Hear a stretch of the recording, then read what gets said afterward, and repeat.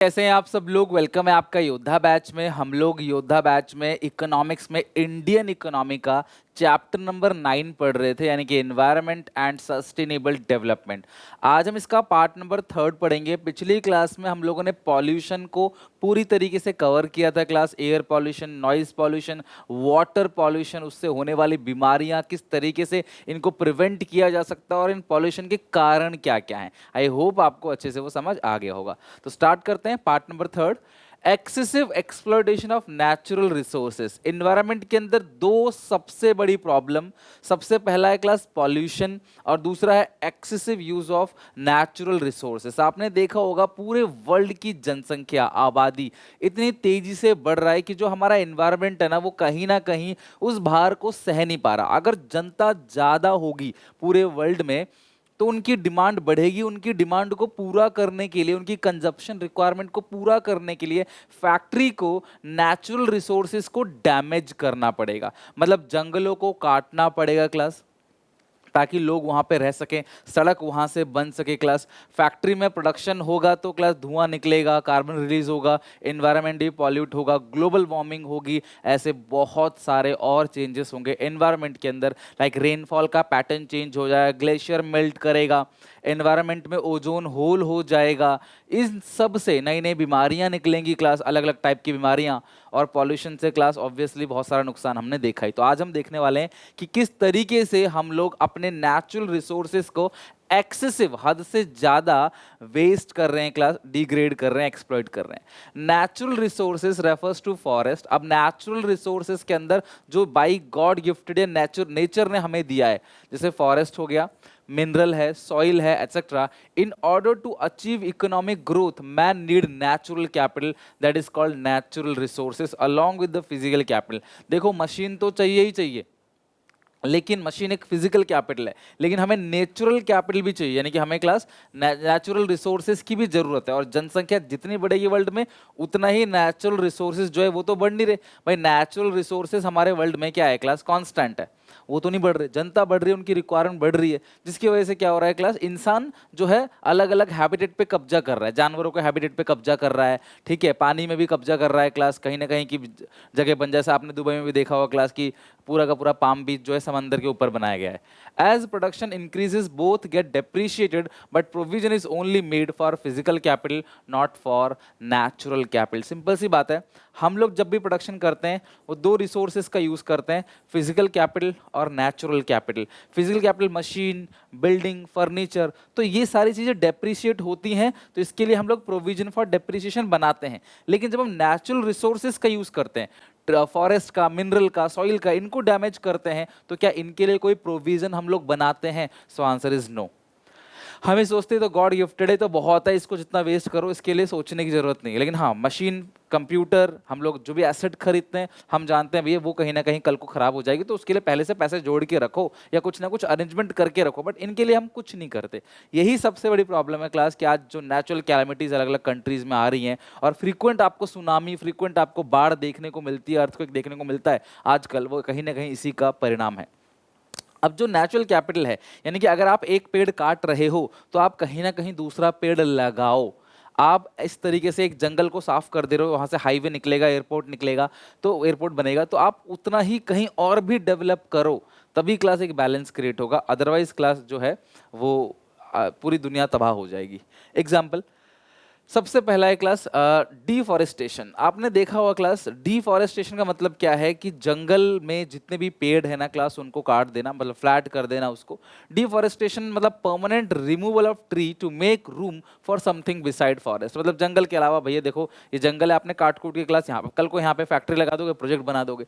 This can be include clearing the land for agriculture, using timber for fuel. इन लकड़ियों को class fuel की तरह इस्तेमाल किया जाता है। गाँव में आप देखते हो क्लास, लकड़ियाँ काटी जाती हैं खाना पकाने के लिए क्लास, ठीक है, लकड़ियां काटी जाती हैं घर बनाने के लिए, डोर बनाने के लिए, और घर के कितने सारे सामान होते हैं क्लास, उनको बनाने के लिए लकड़ियों को काटा जाता है। This can be include clearing the land for agriculture, using the timber for fuel, construction और manufacturing. Deforestation leads to land degradation, इससे जो सॉइल की फर्टिलिटी है ना वो खत्म हो जाएगी, और जो प्रजाति यहाँ पे रहती है, मान लो यहाँ पे क्लास कुछ प्रजाति रहती हैं, कुछ भी, कोई जानवर हो सकता है, कोई बर्ड्स है, वो सब क्लास क्या हो जाएंगे, बेघर हो जाएंगे। आपने जंगल काट दिया तो वो खुले में तो रहेंगे नहीं, बेघर हो जाएंगे। और इकोलॉजिकल इम्बैलेंस और एयर पॉल्यूशन। एयर पॉल्यूशन तो होगा जब लकड़ियाँ काटोगे तब, और क्योंकि देखो जो ट्री होते हैं ना, आपने कभी अगर सुना हो नहीं सुना हो, छोटी क्लास में बताया जाता है, ट्री एयर प्यूरीफायर की तरह काम करते हैं। एयर प्यूरीफायर आपने देखा होगा, बड़े बड़े लोग जो है वो अपने घर के साइड में जगह छोड़ते हैं, पेड़ लगाते हैं। ब्यूटी तो बढ़ती है घर की, लेकिन एयर जो है ना उसके आसपास की वो प्यूरीफाई होती है। अब देखना कि जहाँ बहुत सारे पेड़ होंगे, आप वहाँ अगर चले जाओगे तो आपको थोड़ा ठंडा सा महसूस होगा। अर्बन एरिया में जहाँ फ्लैट सड़क रहती है और गाड़ियाँ चलती रहती हैं, बिल्डिंग की बिल्डिंग, वहाँ पे आपको गर्मी लगेगी। लेकिन जो हरा भरा एरिया वहाँ जाओगे आपको अच्छा लगेगा, ठंडा फील होगा, नेचुरल क्लास आपको एयर वहाँ पे मिलेगी, प्योर ऑक्सीजन आपको मिलेगा। सो एयर पॉल्यूशन तो हो ही रहा है, और साथ में बायोडाइवर्सिटी लॉस का मतलब ये है कि मान लो यहाँ कोई प्रजाति है वो विलुप्त हो जाएगी जब उनका घर ही, आपने उनका हैबिटेट ही खत्म कर दिया। हैबिटेट का मतलब जहाँ वो रहते हैं, आपने वो खत्म कर दिया, ठीक है। इकोलॉजिकल इम्बैलेंस और एयर पॉल्यूशन। इकोलॉजिकल इम्बैलेंस का मतलब क्या है कि मान लो वो कोई ना कोई जानवर पे डिपेंड थे वो, और वो भी क्लास क्या हो जाएगा, इम्बैलेंस हो जाएगा। मेरे कहने का मतलब ये है कि एक जानवर अगर खत्म हो गया, मान लो सांप जो है वो चूहे को खाता है, अगर चूहे सारे खत्म हो गए तो सांप भी कहीं ना कहीं मरने की कगार पे आ जाएंगे, उनको खाना ही नहीं मिलेगा। तो इसको बोलते हैं इकोलॉजिकल इम्बैलेंस, ठीक है। इकोलॉजिकल इम्बैलेंस को मेंटेन करने के लिए ही जो चीता अभियान जो मोदी सरकार में चलाया गया था कि भाई बाहर से हम लोग चीता अपने देश में लेके आएंगे, वो कहीं ना कहीं क्लास इसी अभियान के थ्रू चलाया गया था। अगला class degradation of land. Degradation refers to decline in the overall quality of soil, water, vegetation condition commonly cause by human activity. Land degradation का मतलब क्या है क्लास, एक ग्लोबल चैलेंज है। लैंड डिग्रेडेशन का मतलब क्या है कि जो जमीन है ना उसकी फर्टिलिटी खत्म हो गई। अब उस जमीन में ये शक्ति नहीं है कि भाई वो कुछ उगा सके, जमीन की जो लैंड की फर्टिलिटी है ना वो खत्म हो गई, उसको बोलते हैं क्लास लैंड डिग्रेडेशन, जिसकी वजह से क्लास फूड प्राइसेस जो है वो हायर हो जाते हैं। बस सिंपल सी बात है, जमीन पे फसल नहीं हो पाएगी, जो फूड के प्राइसेस हैं ऑब्वियसली वो क्या होंगे क्लास, वो बहुत ज्यादा बढ़ जाएंगे, फूड प्राइस जो है हायर हो जाएंगे, ठीक है।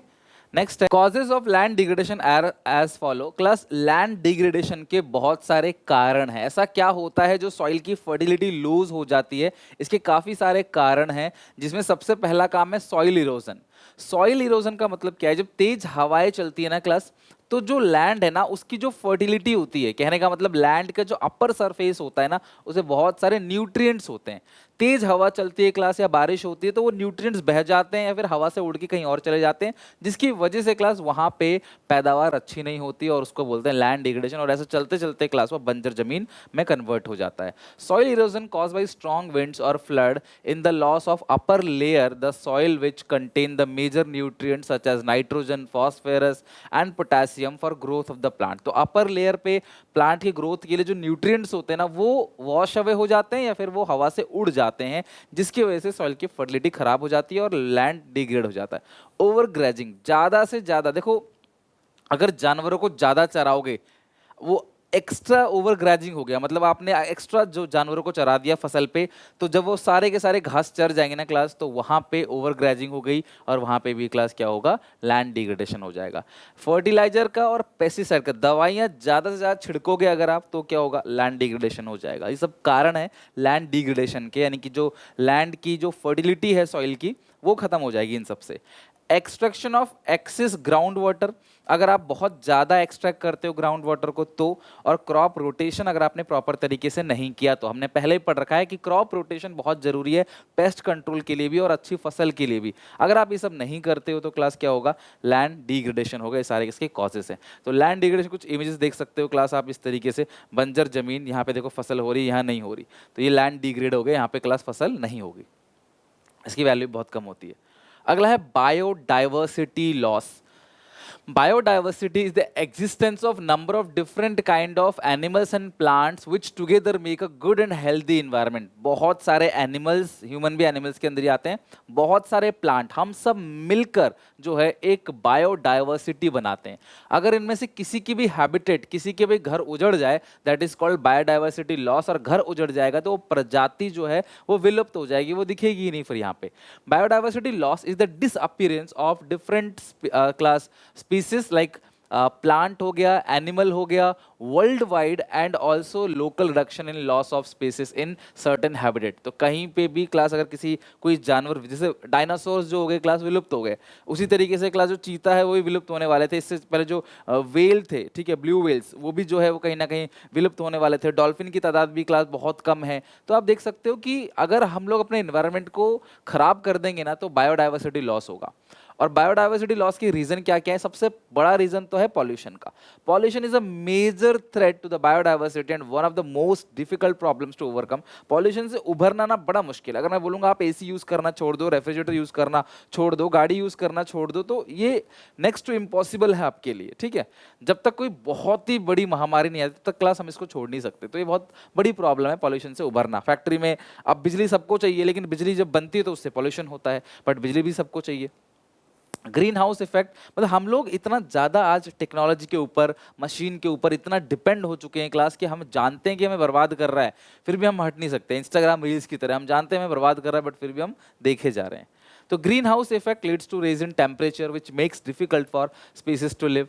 देखो जो ग्रीन हाउस गैसेस है वो भी कहीं ना कहीं क्लास एनवायरनमेंट को डैमेज करता है, गर्मी बढ़ाता है, ग्लोबल वार्मिंग को प्रमोट करता है। पॉल्यूशन, पॉपुलेशन ग्रोथ, जो पॉपुलेशन ग्रोथ है और ओवर कंजप्शन है, ये सब भी कहीं ना कहीं बायोडाइवर्सिटी का लॉस। देखो आप एक्स्ट्रा कंजप्शन कर रहे हैं, पेपर का बहुत ज़्यादा वेस्टेज करना, लकड़ियों का बहुत ज़्यादा काटना, एलपीजी सिलेंडर ना लगवा के क्लास लकड़ियों को यूज़ करना काट के, तो क्या होगा? जंगल काटेंगे, जंगल कटेंगे तो उसकी जो बायोडाइवर्सिटी है, इकोलॉजिकल इम्बैलेंस क्रिएट होगा और बायोडाइवर्सिटी लॉस भी होगा। तो आप देखो क्लास, अभी एक कोआला एक जानवर है क्लास, आपने हाल फिलहाल में सुना होगा क्लास, लॉकडाउन टाइम पे ऑस्ट्रेलिया में ऐसी आग लगी क्लास की, ये इनकी प्रजाति जो है ना वो मतलब बहुत कम था, पूरे जल गए कोआला। बहुत प्यारे जानवर है, आप देखना कोआला सर्च करके, ये जल गए। बाकी जंगल काटते हो तो इस तरह से ये लोग बेचारे अब कहाँ जाएंगे, है ना। अगर आप पूरा को पूरा ये जंगल वगैरह काट दोगे तो क्लास इन जानवरों का ना यहाँ रहना बड़ा मुश्किल हो जाएगा।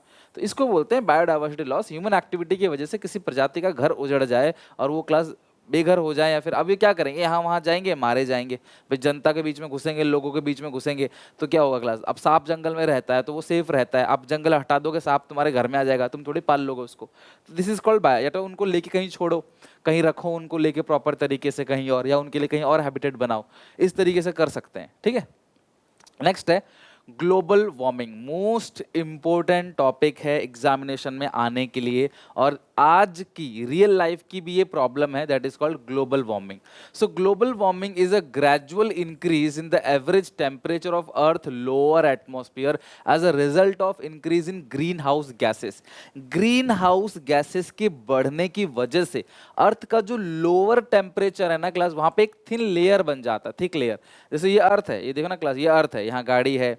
अब ये होता किसकी वजह से? क्लोरोफ्लोरोकार्बन आप रिलीज कर रहे हो, पेट्रोल और इंजन से जो क्लास वो कार्बन रिलीज हो रहा है, green house gases factory fossil fuel को जलाने से जो निकलता है, तो ये क्या होता है? ये इन्वायरमेंट में एक थिक लेयर बना देता है, ठीक है, ध्यान समझना।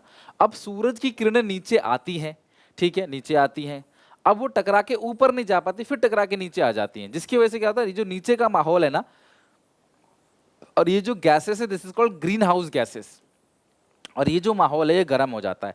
जैसे आपने कभी देखा होगा, आप गाड़ी धूप में लेके जाते हो शॉपिंग करने, गाड़ी बाहर धूप में खड़ी करते हो, ठीक है, फिर आप चले जाते हो अंदर शॉपिंग करने के लिए या फिर कुछ खाने पीने के लिए, आप बाहर आते हो तो गाड़ी के अंदर एकदम भभका हो जाता है, गाड़ी के अंदर घुसना मुश्किल होता है। क्यों? क्योंकि सनलाइट गाड़ी के अंदर एंट्री कर रही है तो स्पीड ज़्यादा है, वो कर ले रही है अच्छे से, फिर वो टकरा के बाहर नहीं आ पा रही है, जिसकी वजह से वो अंदर आग का बबूला, एक आग का गोला जो है एक तरीके से वो बन जाता है। This is called class green house gases, और इसको पूरे प्रोसेस को बोलते हैं class global warming. Global warming नाम इसलिए दिया गया कि एक स्टेट का, एक कंट्री का मुद्दा नहीं है, पूरे वर्ल्ड में ऐसा हो रहा है। हम लोग एक्स्ट्रा कार्बन रिलीज कर रहे हैं, वेस्ट कर रहे हैं बहुत ज़्यादा कार्बन, जिसकी वजह से हमारे एनवायरनमेंट के ऊपर एक थिक लेयर बन जा रही है जो सूरज की किरणों को नीचे आने दे रही है, बट ऊपर टकरा के दोबारा नीचे आ जा रही है, वो ऊपर वापस नहीं जा रही, जिसकी वजह से आप देखोगे ना क्लास की कहीं ना कहीं जहां हम लोग रहते हैं, स्ट्रेटोस्फियर उसको बोलते हैं, एटमॉस्फेयर के अलग अलग लेवल होते हैं, वहां पे गर्मी बढ़ती चली जा रही है। मतलब पिछले साल इतनी गर्मी नहीं होगी जो इस साल है, और इस साल से ज़्यादा गर्मी अगले साल होगी, धीरे धीरे गर्मी बढ़ती चली जा रही है, उसी को बोलते हैं ग्लोबल वार्मिंग। और वो होता किसकी वजह से? ग्रीन हाउस गैसेस की वजह से। Among the green house gases the increase in carbon dioxide in the atmosphere is the main cause of global warming. Global warming का मेन कॉज कौन सा गैस है? Carbon dioxide. Green house gas बहुत सारे होते हैं क्लास, बट मेजर पोर्शन जो है क्लास वो कार्बन डाइऑक्साइड का है। वैसे ग्रीन हाउस गैसेस के अंदर क्या क्या आते हैं? वाटर वेपर आता है, कार्बन डाइऑक्साइड आता है, मीथेन आता है, नाइट्रस ऑक्साइड आता है, ओजोन आता है, बट सबसे ज्यादा जो है वो क्लास कार्बन डाइऑक्साइड, और फिर क्लास क्या है? मीथेन। लेकिन मीथेन जो है वो थोड़ा सा ज्यादा पावरफुल होता है as compare to carbon dioxide. The major source of carbon dioxide is power plant. Carbon dioxide कहाँ से रिलीज होता है? हमारे घर से नहीं, पावर प्लांट से। बिजली सबको चाहिए, बिजली पावर प्लांट में बनाई जाती है क्लास, तो वहां पे सबसे ज्यादा कार्बन डाइऑक्साइड रिलीज होता है, because class burning of fossil fuel. जो फॉसिल फ्यूल है वो बर्न होता है, जो इलेक्ट्रिसिटी जलाने के, इलेक्ट्रिसिटी बनाने काम आता है, ठीक है। बर्निंग ऑफ फॉसिल फ्यूल्स, जिसकी वजह से अर्थ का जो लोअर एटमॉस्फेयर उसका टेम्परेचर बढ़ जाता है। Currently surface temperature rising about 0.2 degree Celsius पर डेकेड। हर 10 साल में समझ लो 0.2 डिग्री सेल्सियस से जो टेम्परेचर है बढ़ जाता है। Since 1950 the number of cold days and nights have decrease and the number of warm days and nights have been increase. हर महीने तीन तीन मतलब महीने का, हर ऋतु जो है सीजन 3-3 महीने का आता है क्लास, है ना। लेकिन आप देखो गर्मी 8-7 महीने तक रहती है, सर्दी 1.5-2 महीने, बाकी महीने का तो पता ही नहीं चलता कब कौन सा महीना चल रहा है, कब कौन सा सीजन चल रहा है। तो गर्मी जो है एक तरीके से क्लास मतलब कि ओवरटेक कर रहा है, बाकी 7-8 महीने तक गर्मी जो है वो चलती रहती है। मतलब मार्च से शुरू हो जाता है, मार्च अप्रैल मई जून, और जहाँ हम रहते हैं नोएडा, नोएडा उत्तर प्रदेश, मैं उसकी बात कर रहा हूँ। मार्च अप्रैल मई जून जुलाई अगस्त सितंबर अक्टूबर, अक्टूबर नवंबर तक चलता रहता है, लगभग 8 महीना, कम से भी कम मान के चलो। अप्रैल से नवंबर मान लो या मार्च से अक्टूबर, कैसे भी 8 महीने तक गर्मी चलती है। 1950 से देखा जा रहा है कि नंबर ऑफ वार्म डेज जो है वो बढ़ता चला जा रहा है और कोल्ड डेज जो है वो घटते चले जा रहे हैं। तो ये ग्लोबल वार्मिंग है। इसके बहुत सारे इम्पैक्ट है क्लास। ग्लेशियर आपको पिघलते हुए मिलेंगे, है ना। और पेड़ों में क्लास जो है रेनफॉल का पैटर्न चेंज हो जाएगा। पेड़ इस तरीके से जो हरे भरे पेड़ होते हैं वो बहुत कम देखने को मिलेंगे। ग्लोबल वार्मिंग से बहुत नुकसान होता है, बहुत सारा नुकसान। जैसे सबसे पहला, increase in average temperature of the earth. Earth का जो एवरेज टेम्परेचर है वो बढ़ जाता है। Increase in sea level and modifying the quantity and pattern of rainfall. जो रेनफॉल का पैटर्न है वो चेंज हो जाता है। Natural calamity such as flood, famine, heat wave चलने लग जाता है। ग्लेशियर मेल्ट होते हैं। Loss of beauty of nature, जो नेचर की ब्यूटी है ना वो कहीं ना कहीं क्लास खतरे में पड़ जाती है। भाई सीधी सी बात है, ग्लेशियर मेल्ट करेंगे तो ग्लेशियर की जो ब्यूटी है, जो मैंने आपको दिखाया था ग्लेशियर पूरा क्लास दिखता है, इतना सुंदर दिखता है, वो खत्म हो जाएगा। फिर various new disease have emerge, नई नई बीमारियां पनपने लगेंगी। और ग्लोबल वार्मिंग से क्लास जो है ह्यूमिडिटी बढ़ेगी, और ह्यूमिडिटी बढ़ने से क्या होगा? मच्छर की तादाद बढ़ेगी, और मच्छर से बहुत खतरनाक खतरनाक डेंगू मलेरिया जैसी बीमारियां भी होती हैं, ठीक है। अगर है अगला है class effect the marine life. Marine life पे भी कहीं ना कहीं इसका असर पड़ेगा। समुद्र में जो जीव जंतु रहते हैं, जो मछलियां रहती हैं और बहुत सारे जीव जंतु रहते हैं क्लास, उन पे भी इम्पैक्ट पड़ेगा बहुत ज़्यादा, ठीक है। तो ये सब है क्लास ग्लोबल वार्मिंग के कॉजेस। नेक्स्ट है ओजोन डिप्लीशन। अब ये ओजोन डिप्लीशन है क्या?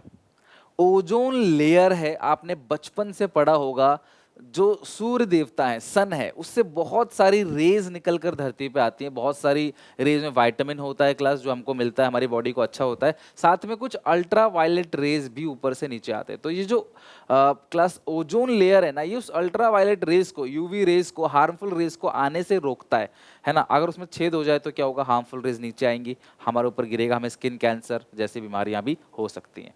सो ओजोन डिप्लीशन का मतलब क्या है? कि जो हमारे ऊपर का ओजोन लेयर ना वो डिप्लीट कर रहा है हमारे पॉल्यूशन करने की वजह से।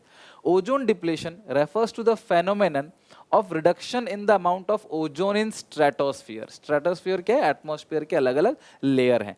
The problem of ozone depletion is cause by high level of chlorine and bromine compound. ध्यान रखना, ओजोन डिप्लीशन किसकी वजह से होता है? क्लोरीन और ब्रोमीन कंपाउंड से। दोनों को मिला के बोलते हैं क्लोरोफ्लोरोकार्बन, ठीक है, बोलते हैं CFC, क्लोरोफ्लोरोकार्बन। उसकी वजह से जो है क्लास ओजोन डिप्लीट होता है। जो यूज कहाँ किया जाता है क्लोरोफ्लोरोकार्बन? कूलिंग सब्सटेंसेस में, लाइक AC, रेफ्रिजरेटर, इनमें, जिसकी वजह से क्लास ओजोन डिप्लीट होता है। और more ultraviolet radiations come to earth and cause damage to the living organism. यानी class ultraviolet rays responsible for skin cancer in human. It also lower the production of phytoplankton. Phytoplankton basically एक जीव होता है जो समंदर में पाया जाता है, and thus affect other aquatic organism. तो ये जो एक्वेटिक ऑर्गेनिज्म है ना क्लास, यानी कि जो पानी में जीव रहते हैं उनको भी खतरा पहुंचाता है और हम लोगों को भी। A reduction in approximately 5% in the ozone layer. Class 5% सच में बहुत ज़्यादा होता है। 5% का रिडक्शन पाया गया ओजोन लेयर में 1979 और 1990 में। Since ozone layer prevent most of harmful ultraviolet rays and protect us from various diseases, this leads to be adoption of Montreal protocol. ध्यान रखना ये बात काम की है। ओजोन लेयर को प्रोटेक्ट करने के लिए क्लास मॉन्ट्रियल प्रोटोकॉल का ग्रुपिंग बनाया गया। मॉन्ट्रियल प्रोटोकॉल बेसिकली क्लास एक कई सारे कंट्रियों के बीच एक अग्रीमेंट है कि हाँ हम हमारे यहाँ पे कंट्री में ओजोन लेयर को डिप्लीट नहीं होने देंगे। जो क्लोरोफ्लोरोकार्बन यूज हो रहा है कूलिंग सब्सटेंसेस में, हम उसको रोकेंगे, हम उसको बंद करेंगे। Banning the use of chlorofluorocarbon compound as well as other ozone depletion chemical. Ozone hole refers, अच्छा ओजोन होल क्या होता है? अब ozone hole refers to the depletion of the protective ozone layer in the upper atmosphere of earth polar region. जो polar region होते हैं ना class, north pole south pole, तो आप पोलर रीजन में देखा गया क्लास के एक छेद पाया गया बड़ा सा ओजोन, मतलब ओजोन लेयर में एक छेद है। तो अब वो शुक्र है कि पोलर रीजन में लोग रहते नहीं है, जिसकी वजह से क्लास ज़्यादा दिक्कत हुई नहीं। अंटार्कटिका में पाया गया ऐसा, बट इंटरनेशनल ट्रीटी जो समझौता हुआ लोगों के बीच, अग्रीमेंट हुआ मॉन्ट्रियल प्रोटोकॉल इन 1987, तो ओजोन लेयर क्लास आज की डेट पे रिकवर कर चुका है, यानी कि अब वो प्रॉब्लम जो है खत्म हो गई है। ठीक है, तो ये है क्लास, आप देखोगे यहाँ पे ये है सन, ठीक है, यहाँ पे अल्ट्रावायलेट रेज आ रहा है क्लास, और ये है आपका क्लोरोफ्लोरोकार्बन आप रिलीज कर रहे हो। क्लोरोफ्लोरोकार्बन अगर आप रिलीज करोगे तो ओजोन लेयर में होल हो जाएगा। यह है ट्रोपोस्फियर, यह है ओजोन लेयर, यह है स्ट्रेटोस्फियर। ठीक है, तो जब ये क्लास ओजोन लेयर डिप्लीट होगा, छेद हो जाएगा, तो क्लास अल्ट्रावायलेट रेज जो है वो सीधा सीधा क्लास जो है वो धरती पे आएंगी, और जिसकी वजह से आपको बीमारी होगी, यानी कि आपको स्किन कैंसर जैसी बीमारी भी हो सकती है। ये बहुत सीरियस इशू है। यह है क्लास ग्लोब, ठीक है, और यहाँ पे है क्लास पोलर रीजन। तो ऐसा देखा गया, देखो वहाँ पे इतना बड़ा जो है छेद जो है वो एक तरीके से पाया गया अंटार्कटिका के ऊपर, और ये देखा गया कि भैया तो इतना बड़ा छेद हो रखा है ओजोन लेयर में। तब सरकार ने मॉन्ट्रियल प्रोटोकॉल को अडॉप्ट करके उसको ठीक करने की कोशिश की, और क्लास अब जो है ये चीज़ें ठीक हो गई है। तो ये है क्लास आपका ozone layer, ozone depletion. Okay, now next, environment को ही प्रोटेक्ट करने के लिए क्लास एक एडिशनल इंफॉर्मेशन, एक मूवमेंट चलाया गया, उसको बोलते हैं चिपको मूवमेंट। आपने पढ़ा होगा क्लास चिपको आंदोलन, जहां पे लोग पेड़ों को हक कर लेते थे कि भैया, ये देखो पेड़ों को हक कर लेते थे कि भैया पेड़ों को मत काटो, हमें काट दो, अगर आपको पेड़ों को काटना है उससे पहले आपको हमको काटना पड़ेगा। सो चिपको मूवमेंट और चिपको आंदोलन is a social movement that is practice the method of Satyagraha and non violent resistance. जो पेड़ों को काटने आ रहे हैं, हम उनसे लड़ेंगे नहीं, हम पेड़ों को हक कर लेंगे, अभी ये पेड़ों को काटना तो हमको भी काटो। This is mainly done through the act of hugging tree to protect them from being cut down. The first Chipko action in village Mandal in Alaknanda valley of Uttarakhand in 1973। यह डेट आपको याद कर लेना है। चिपको मूवमेंट 1973 में सुंदरलाल बहुगुणा ने शुरू किया था। ठीक है, किसने शुरू किया था क्लास? सुंदरलाल बहुगुणा में, और फिर उसके अगले 5 साल के अंदर अलग अलग अदर स्टेट्स के अंदर भी फैल गया। इन कर्नाटका में भी सिमिलर मूवमेंट देखा जाने लगा, इसको एपिको मूवमेंट कहते हैं। कर्नाटका में एपिको मतलब हक करना, विच मीन्स हग, ऑन 8 सितंबर 1983। तो 1973 में क्लास सुंदरलाल बहुगुणा ने शुरुआत किया उत्तराखंड में, फिर धीरे धीरे क्लास ये है 1983 में कर्नाटका में भी देखने को मिला, when the felling of trees were started इन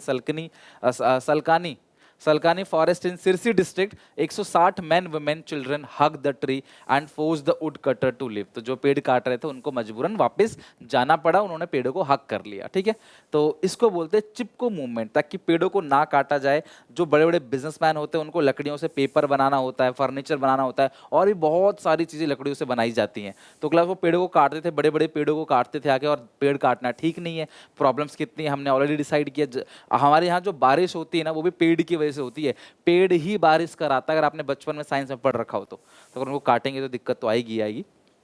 तो जिसकी वजह से क्लास चिपको मूवमेंट चला गया, ये चिपको मूवमेंट, राइट। चलो तो आज के लिए बस इतना ही, बहुत पढ़ लिया हम लोगों ने आज। तो आज की क्लास को यहीं पे एंड करते हैं। अगली क्लास इसकी आखिरी क्लास होगी, हम सस्टेनेबल डेवलपमेंट के बारे में पढ़ेंगे, उसके एम्स को पढ़ेंगे, उसके स्ट्रैटेजीज को, उसके गोल को, और पूरी तरीके से इस चैप्टर खत्म करेंगे। बड़ा चैप्टर है ऑब्वियसली, लेकिन सीखने को बहुत कुछ मिलता है इससे। एग्जामिनेशन में 6 से 7 नंबर तक का कवरेज है इस चैप्टर का, तो पढ़ के समझ के याद करके आना। ये चैप्टर ऐसा है कि अपने ओन लैंग्वेज में, सिंपल भाषा में भी आप इस चैप्टर को एक्सप्लेन कर सकते हो। तो पढ़ के समझ के याद करके आना। मिलते हैं नेक्स्ट वीडियो में। वीडियो अच्छी लगे लाइक करना, शेयर करना अपने सारे दोस्तों में, सब्सक्राइब जरूर करना क्लास चैनल को। एग्जाम जैसे जैसे क्लोज आएगा, क्लास नंबर ऑफ वीडियोस बढ़ेगी और आपके लिए मेहनत बढ़ेगी।